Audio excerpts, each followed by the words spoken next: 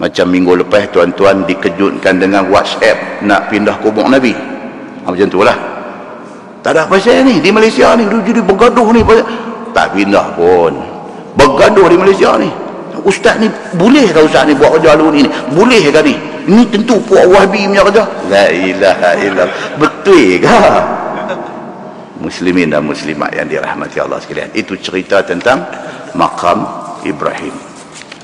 Cuba kita tengok apa perbahasan tentang makam Ibrahim ini. Kata dia, makam Ibrahim bermula, yang masyhur makam Ibrahim itu ialah batu tempat Nabi Ibrahim alaihissalam berpijak di atasnya. Itu yang ditulis dalam kitab.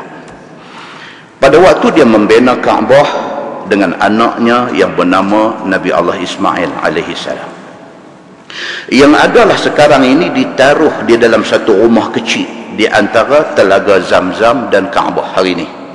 Hari ini tuan-tuan tengok Imam Masjid Haram, Imam Al-Masjidil Haram, bila dia jadi imam dia duduk tahu mana?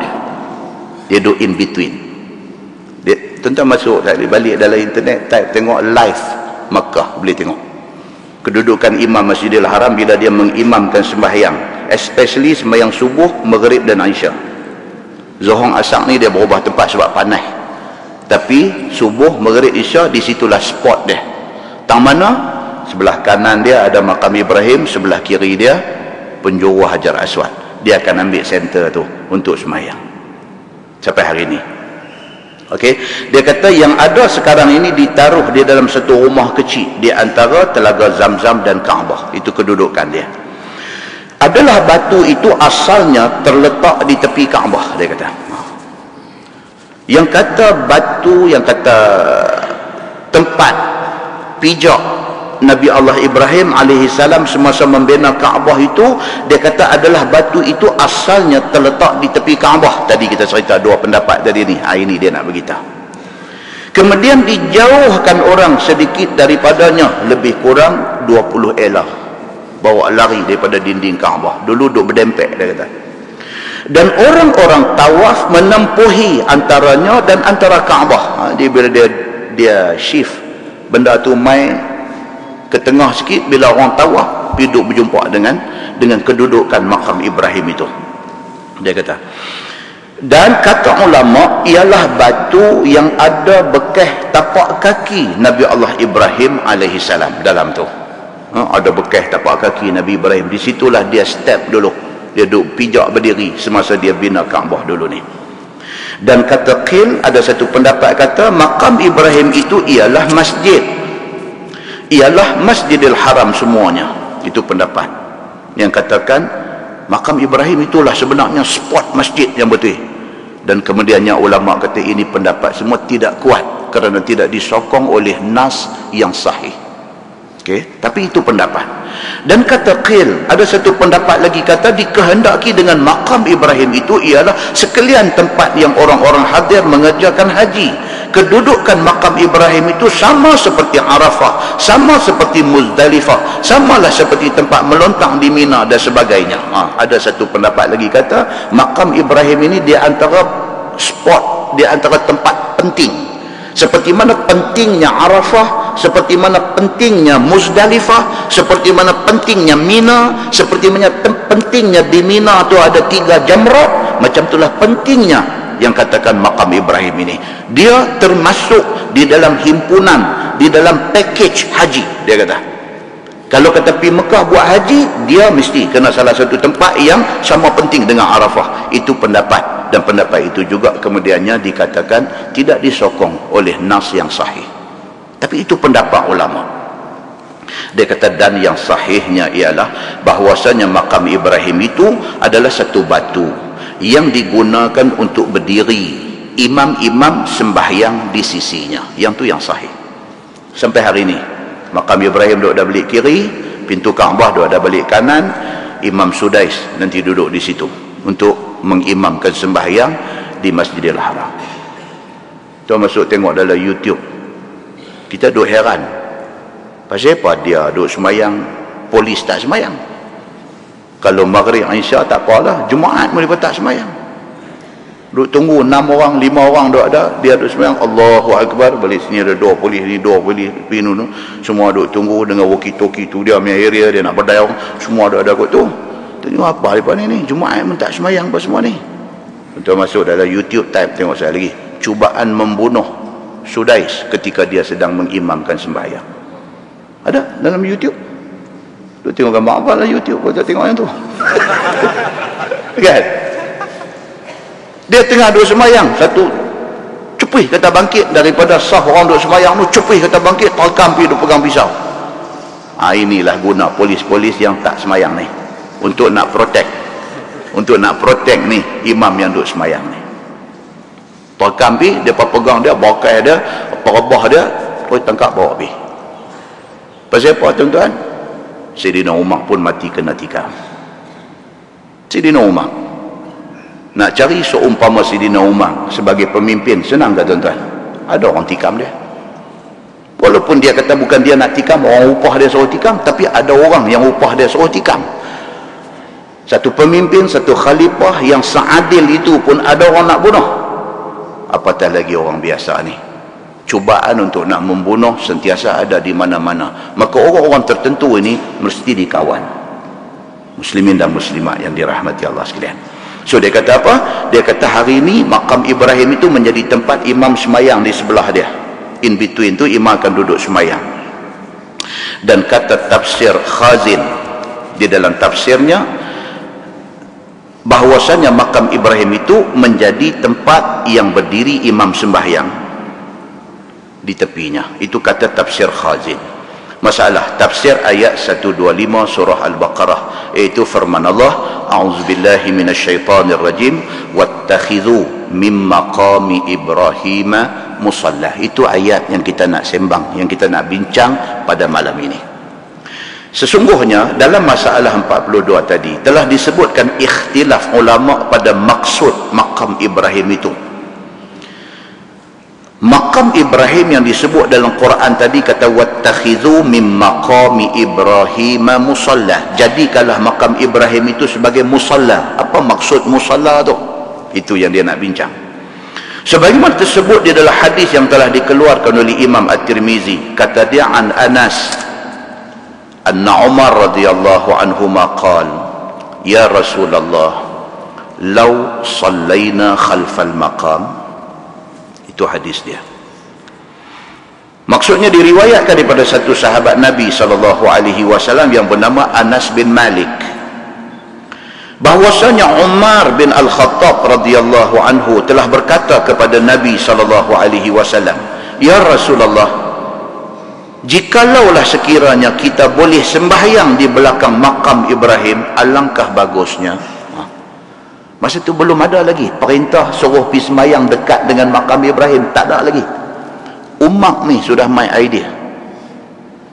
Maka dia propose, dia mencadangkan benda ni kepada Nabi SAW. Umar kata dekat Nabi, dia kata, ya Rasulullah, kalaulah kita boleh jadikan makam Ibrahim itu tempat sembahyang kita, alangkah baiknya. Umar pergi cadang benda tu. Sambung hadis tu, dia kata fanazalat wattakhidhu min maqami Ibrahim musalla. Maka turun wahyu daripada Allah membawa ayat yang bermakna, dan jadikanlah oleh kamu akan makam Ibrahim itu tempat sembahyang kamu. Umar propose benda tu, dia cadang benda tu dekat Nabi. Pum, turun mai ayat. Dalam satu hadis kata apa? Sebelum malam ayat turun. Dia cadang siang ni dekat Nabi. Nabi tak berani nak respon pasal perintah Allah belum ada. Nabi tak berani nak respon. Nabi tak mau nak memandai-mandai dalam hal syariat, dalam agama. Umar bagi cadangan, Nabi kata aku tak boleh nak terima pendapat hang, Tuhan belum kata apa.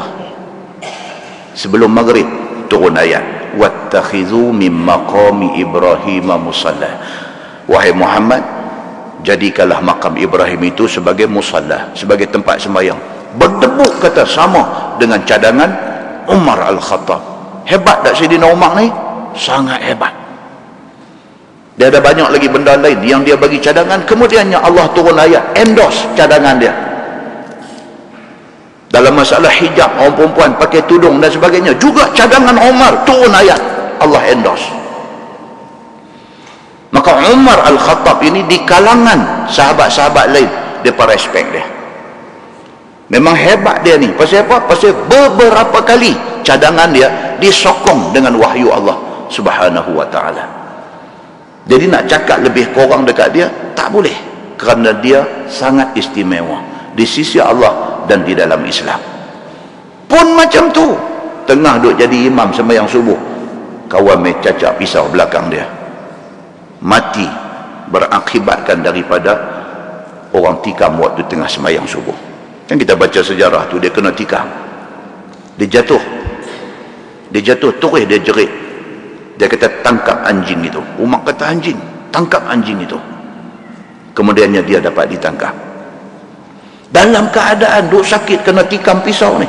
Dalam keadaan duk sakit tu, Umar kata dekat anak dia Abdullah bin Umar bin Al-Khattab, dia kata, ya Abdullah, pi rumah Aisyah lah ni. Dia kata, pi rumah Aisyah lah ni, tanya Aisyah, Ustaz, kalau sekiranya aku mati, boleh tak tanam aku sebelah Nabi? Ya Allah. Dia kata dekat Aisyah, dekat anak dia, bisa jumpa Aisyah, iqra salam alaih, sampaikan salam aku kepada Aisyah. Tanya dia, Ustaz, kalaulah aku mati ni kerana ni boleh tak tanam aku sebelah Nabi? Hebatnya Umar ini, sayang dekat Nabi, sayang dekat Abu Bakar ni, sampai macam tu sekali. Nabi dah ada situ, sebelah Sayyidina Abu Bakar dah ada, dia nak minta tempat yang ketiga. Abdullah lari pergi rumah Aisyah, bagi tahu bapa aku kena tikam, bapa aku tanya macam ni. Aisyah kata, aku memang ada ingat tempat tu aku nak duduk. Pasal apa? Rasulullah suami aku, Abu Bakar bapa aku ada ingat nak duduk tang tu, tapi kerana Umar mau, aku bagi kat Umar. Dia kata, Masya Allah. Sejarah ni bila kita baca, tuan-tuan, harmoni kehidupan mereka ni, harmoni. Ini cerita dia. Jadi Umar Al-Khattab ini orang hebat dia ni. Baik, so kata dia di situ, dia mencadangkan benda tu kepada Nabi SAW, sebagaimana tersebut dalam hadis yang dikeluarkan oleh At-Tirmizi an Anas anna Umar qala, ya Rasulullah, law sallayna khalfal maqam fanazalat wattakhidhu min maqami Ibrahim musalla. Turun ayat kata, jadikanlah makam Ibrahim itu sebagai musalla. Kata At-Tirmizi, bermula itu hadis hasan lagi sahih, dan telah dikeluarkan oleh At-Tirmizi satu lagi riwayat. Kata dia, an Anas bin Malik radhiyallahu anhu qala Umar bin Al-Khattab radhiyallahu anhu, qultu li Rasulillah sallallahu alaihi wasallam, law ittakhazta min maqami Ibrahim musalla. Diriwayatkan daripada seorang sahabat bagi Nabi sallallahu alaihi wasallam, nama dia Anas bin Malik radhiyallahu anhu. Kata dia, telah berkata Amirul Mukminin Umar bin Al-Khattab radhiyallahu anhu, telah berkata aku bagi Nabi sallallahu alaihi wasallam, kalaulah kiranya tuan hamba ambil makam Ibrahim itu buat tempat sembahyang, sama macam riwayat tadi. Umar pergi cadang dekat Nabi, dia kata, kalaulah boleh jadikan makam Ibrahim itu tempat sembahyang, alangkah baiknya. Maka kata Anas bin Malik, fanazalat wattakhizu min maqami Ibrahim musalla. Maka turun ayat Quran, firman Allah, kira-kira maknanya, dan ambillah oleh sekalian kamu akan makam Ibrahim itu sebagai tempat sembahyang. Sama, dua hadis mai cerita yang sama. Kata At-Tirmizi, itu hadis hasan lagi sahih. Tengok di bawah tu, dia kata tafsir musalla pada ayat tersebut adalah hadis tadi. Kata Khazin, dan telah bersalah-salahan ulama. Khazin ni tafsir, tuan-tuan, dia ada kitab tafsir dia, Khazin ini. Dia bukan nama tafsir Khazin, tapi orang panggil dia tafsir Khazin. Nama kitab tafsir dia ni Lubabut Ta'wil. Itu nama kitab tafsir dia, Lubabut Ta'wil fi Ma'ani Tanzil. Itu nama kitab dia. Tak ada langsung nama Khazin ni. Tapi oleh kerana penulis kitab ini dipanggil dia ni Imam Khazin, maka dipanggil tafsir dia tafsir Khazin. Nama dia pun bukan Khazin pun, nama dia Alauddin, tapi orang panggil Khazin. Tafsir dia orang tak panggil tafsir Alauddin, orang panggil tafsir Khazin. Dan kitab tafsir Khazin ini menjadi rujukan ramai ulama. Bila buat kupasan tentang apa-apa, dia akan refer kepada ni, dia kata tafsir Khazin, dan berkata Khazin di dalam tafsirnya. Dia ni dia menyiapkan kitab tafsir Khazin ni umur 47 tahun. Umur dia dah 47 tahun, siap tafsir Khazin ini berapa jilid. Hebat, ulama dulu hebat tuan-tuan. Mereka tak ada masa nak pergi duk kata ke orang apa semua, tak ada masa. Mereka duk tulis kitab, duk mengarang kitab, duk mengajar. Hebat mereka ni. Dan dia, isi kandungan dia yang kata tafsir Khazin ini istimewa. Isi kandungan tafsir Khazin ini istimewa dia pasal apa? Dia garapkan semua sekali. Bila mai ayat Quran, perbahasan ayat Quran itu dia masukkan hukum fiqh, hukum fiqh masuk. Dia masukkan sejarah Islam di dalam tafsir dia. Dia masukkan mau'izah. Mau'izah ni maksudnya nasihat-nasihat. Dia baca, dia tafsir satu ayat Quran, dia bagi tahu apa makna dia, dia bagi tahu sejarah tentang ayat tu, sekali dengan dia nasihat orang yang baca kitab dia. Contoh bila dia tafsir surah Sajdah ni, kan dalam surah Sajdah dia kata tatajafa junubuhum 'anil madaji' yad'una rabbahum khaufan wa tama'a. Kan ayat tu.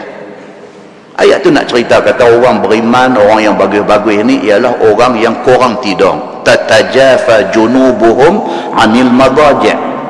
Orang yang beriman ni, orang yang bagus iman ni ialah orang yang sentiasa menjauhkan lambung dia daripada madaji', daripada tempat tidur. Maksudnya orang beriman ni dia kurang tidur, dia banyak ibadat. Itu tafsir, cerita makna dia dan tafsirnya. Tapi yang kata Khazin ini dalam tafsir dia, dia bukan habaq yang tu saja. Dia sekali dengan anjurkan orang suruh semayang malam. Yang tu yang kata mau'izah.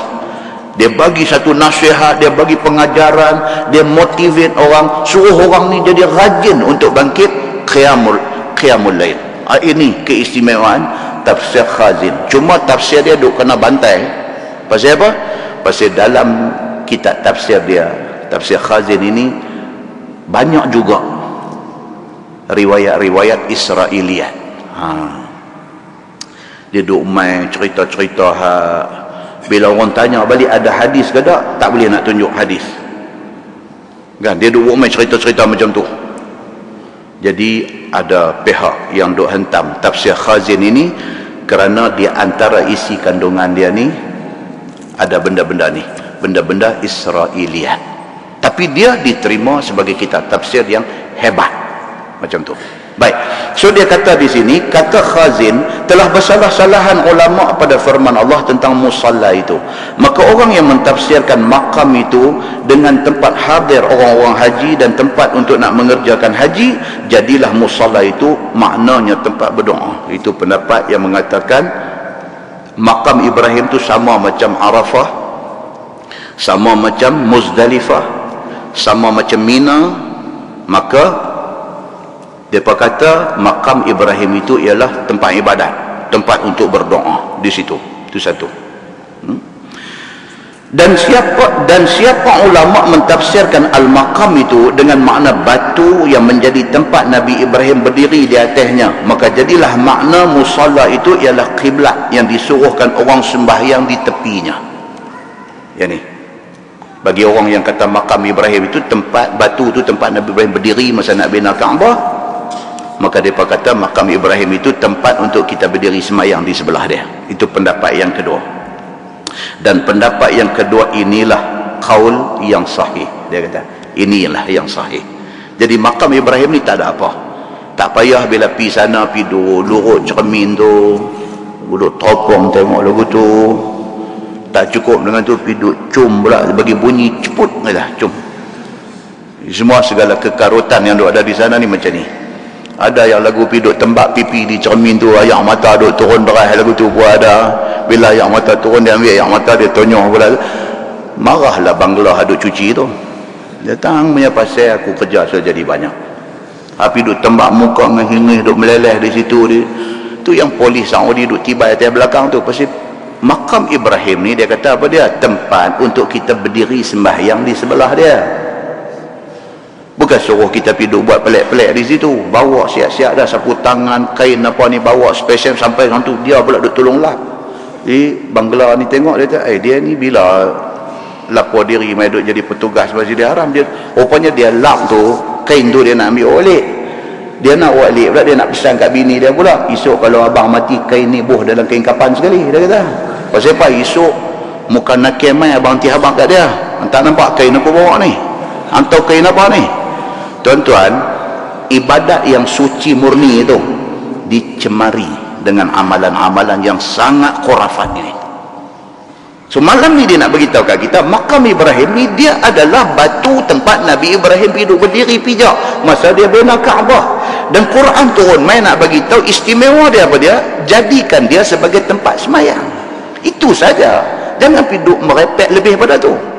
Ini dia nak beritahu. So pendapat yang mengatakan semayang di sebelah makam Ibrahim, dia kata itulah kaul yang sahih. Dia kata very clear, dia beritahu. Kerana lapas sembahyang itu apabila dikatakan dia dan disebutkan dia, maka tidak terakal daripadanya melainkan sembahyang yang maklum, yakni sembahyang yang mempunyai rukuk dan sujud dan sebagainya. Jadi kita bila habis tawaf pi ke area di sebelakang makam Ibrahim tu, sambil duk pi tu, kalau Nabi sambil duk pi tu, Nabi baca ayat yang kita duk baca tafsir ni, wattakhizu mim maqami Ibrahim musalla. Sampai di belakang tu Allahu Akbar, sunat tawaf 2 rakaat. Dalam hadis lagi detail beritahu 2 rakaat itu Nabi buat macam mana? Allahu Akbar iftitah, lepas tu Fatihah, lepas tu qul ya ayyuhal kafirun, rakaat pertama. Bangkit rakaat kedua sekali lagi, Fatihah, qul huwallahu ahad. Itu sunnah Nabi sallallahu alaihi wasallam. Baik, turun di bawah tu masalah dia kata, fikiran Sayyidina Umar berbetulan dengan wahyu. Itu atas sikit tu dia ulang benda yang sama. Fikiran Sayyidina Umar berbetulan dengan wahyu. Kata ulama, adalah hadis di dalam masalah tadi menunjukkan kelebihan Sayyidina Umar Al-Khattab radhiyallahu anhu. Nak cerita kelebihan dia. Kata ulama, adalah hadis di dalam masalah itu menunjukkan kelebihan Sayyidina Umar, iaitu menunjukkan fikiran Sayyidina Umar itu bertepatan dengan wahyu Allah Subhanahu wa taala. Itu dia. Sebagaimana tersebut di dalam tafsir Baydawi, dia kata, ruwiya annahu alaihi salatu wassalam akhadha bi yadi Umar radhiyallahu anhu wa qala hadha maqamu Ibrahim, faqala Umar afala nattakhidhuhu musalla, faqala an-nabi sallallahu alaihi wasallam lam umar bidzalik falam taghib asy-syamsu hatta nazalat. Kita abang tadi dia main dah cerita dia kata apa? Artinya diriwayatkan bahawa Nabi sallallahu alaihi wasallam telah pegang tangan Sayyidina Umar seraya Nabi bersabda, Nabi kata inilah makam Ibrahim alaihi salam. Ini cerita. Hadis ni dibawa di dalam tafsir Baydawi. Nabi pegang tangan Sayyidina Umar, tarik pi dekat makam Ibrahim, lepas tu Nabi kata dekat Sayyidina Umar, Nabi kata dekat Sayyidina Umar, wahai Umar, haza maqamu Ibrahim. Nabi kata Umar, ini adalah makam Ibrahim, tempat Nabi Ibrahim berdiri masa dia bina Kaabah dulu.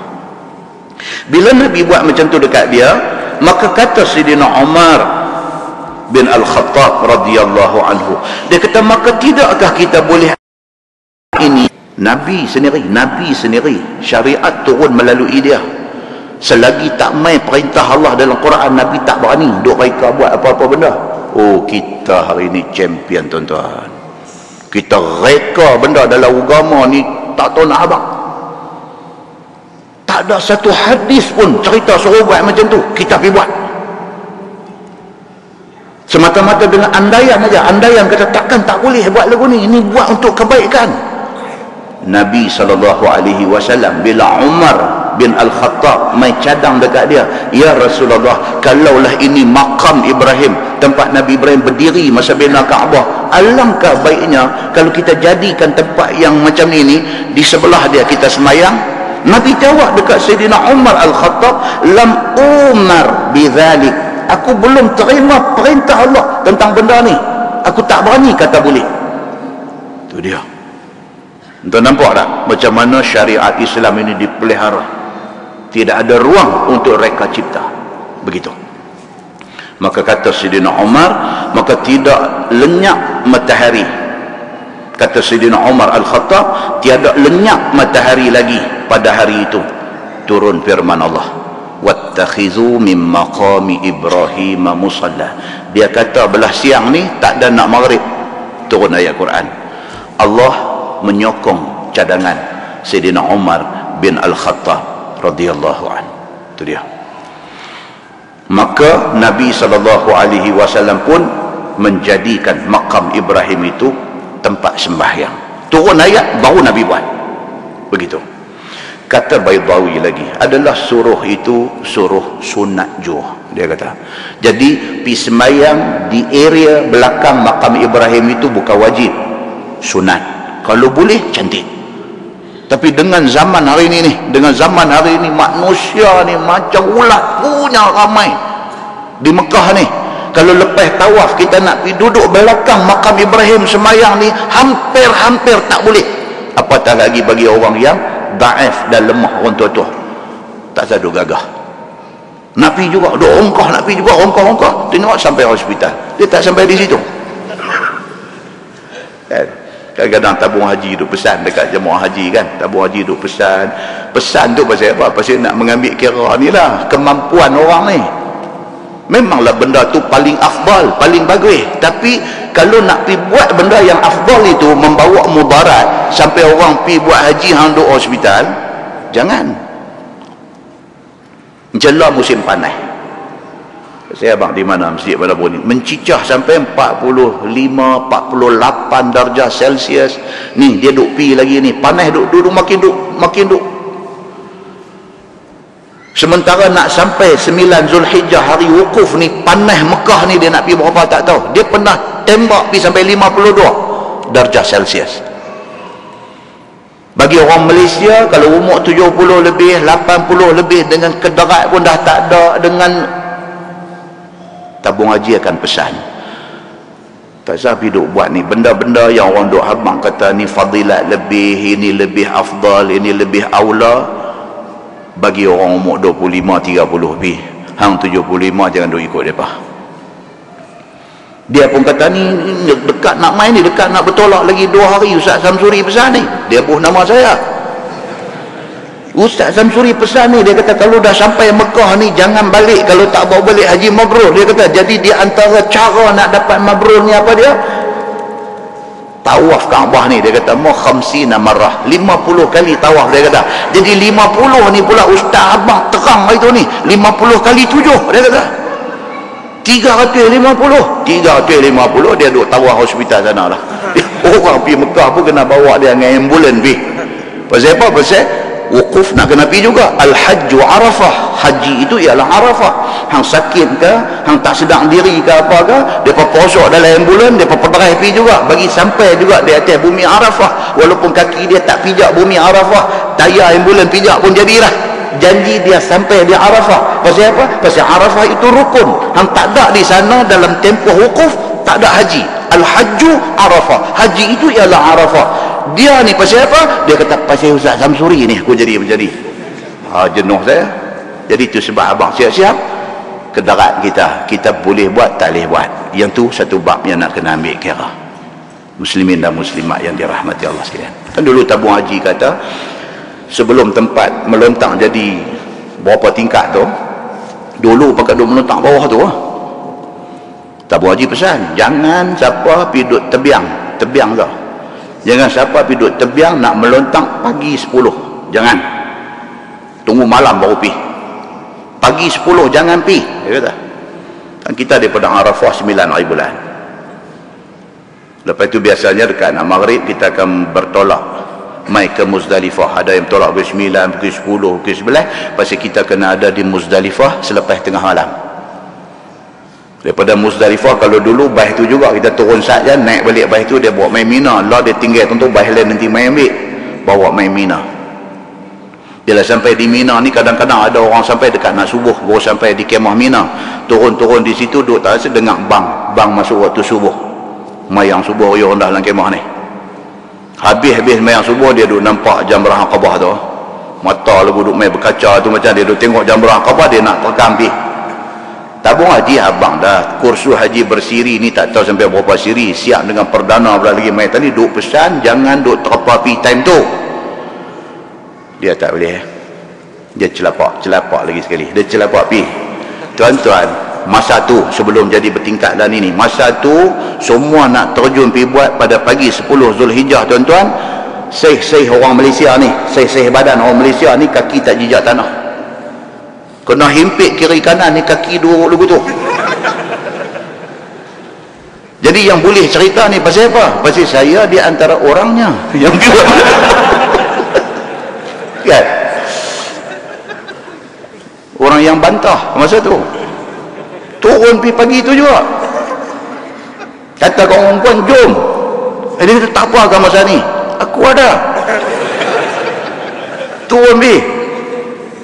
Ya Allahu Akbar tuan-tuan, bunyi batu duk kena jamrah tu saja, Jamratul Aqabah pagi 10 tu, bunyi batu tu saja satu irama apa tak tahu, dia bunyi tu, dengar bunyi batu tu pun dah takut.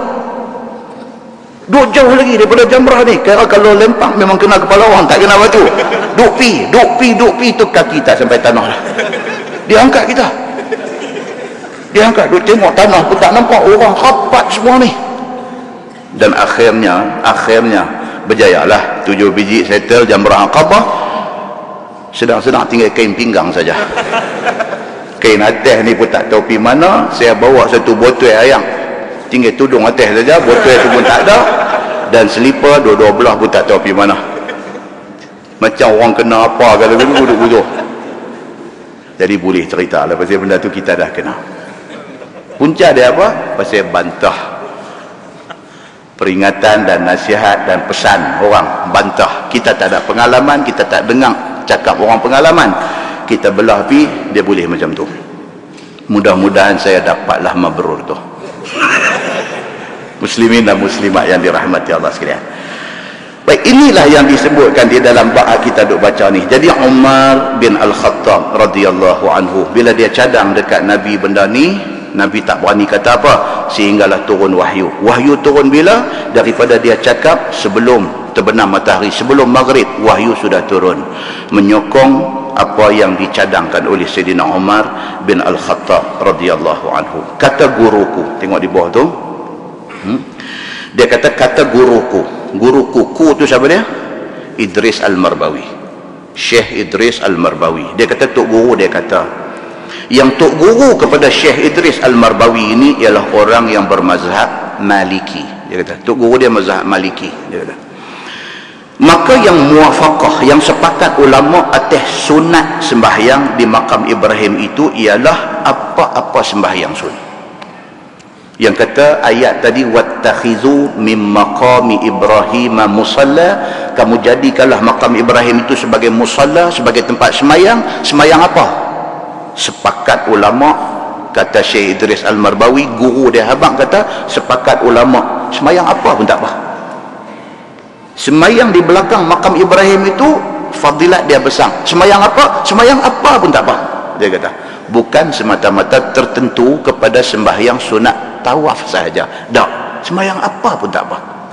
Kalau kita dah ada di sana sajalah, dah sampai Mekah ni tuan-tuan, nak duduk 4-5 hari kalau pergi umrah, nak duduk 4-5 hari saja, pukul 2:30, pukul 3 pagi kita turun pergi tawaf sunat, sembahyang sunat tahajud. Kalau boleh pergi ambil belakang makam Ibrahim. Masya Allah tuan-tuan, balik main hati macam minum ino, air terjun turun, rasa sejuk, rasa puas. Cara sebut tu puas. Dia kata aku duk pi 4-5 kali dah umrah, dia tetapi hak kali ni puas. Pasal apa? Pasal dia boleh buat benda-benda ni according to hadis Nabi sallallahu alaihi wasallam. So kata guru kepada kepada Syekh Idris Al-Marbawi, dia kata sepakat ulama sembahyang di belakang makam Ibrahim itu ialah sembahyang apa pun tak apa, dia kata, dan ialah bukan tertentu kepada 2 rakaat tawaf sahaja. Pendeknya semua sembahyang yang dibuatkan tempat sembahyang di situ maka iaitu sunat jua. Nah, wallahu a'lam. Lepas ni kita tengok umat yang terpilih daripada segala umat dan yang afdalnya. Dia nak beritahu kat kita, kata kita umat Nabi Muhammad sallallahu alaihi wasallam ini ialah umat terpilih. Kita ni chosen umat yang terpilih. Kita bukan coincident secara kebetulan beranak, no. Allah pilih kita untuk jadi umat Nabi Muhammad, dan umat Nabi Muhammad adalah umat terpilih. Itu tajuk yang akan datang, insya-Allah kita akan baca yang tu. Lepas ini dia akan main perbincangan tentang ijma' ulama. Ijma' ulama itu apa? Adakah dia satu kesepakatan biasa ataupun dia adalah satu sumber hukum di dalam Islam. Kemudian dia akan main satu kisah menarik, kisah Nabi Nuh alaihi salam. Di hari akhirat esok, Nabi Nuh alaihi salam dibawa ke depan Tuhan. Dan Nabi Nuh alaihi salam dalam keadaan ketakutan. Bila mai di depan Allah Subhanahu wa taala, Allah tanya Nabi Nuh, "Hal ballaghta? Adakah hang telah menyampaikan segala risalah yang aku suruh hang sampaikan?" Nuh kata, "Ya, saya sudah buat apa yang Tuhan suruh." Tuhan kata, "Buat mai saksi." "Siapa saksi kata hang buat kerja yang aku suruh?" Nuh bagi tahu, kata, "Tanya umat dia." Bila dibawa ke depan umat Nabi Nuh, Tuhan tanya umat dia, "Betul tak Nuh kata dia dah seru hampa kepada Allah?" Umat dia berbohong. Umat dia kata, "Tak." Dalam keadaan macam tu, macam mana nak selesai? Bulan depan. Kan, ni Nabi Nuh ni. Macam mana nak selesai isu ini?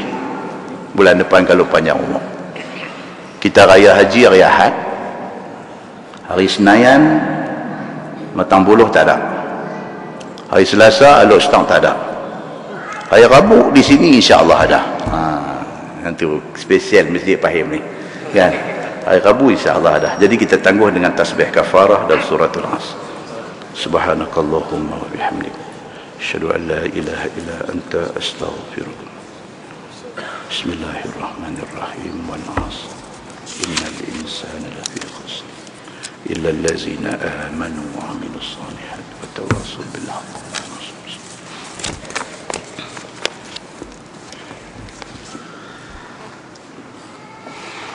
اللهم صل على محمد في الأولين والآخرين وسلم ورضي الله تبارك وتعالى عن ساداتنا أصحاب سيدنا رسول الله أجمعين.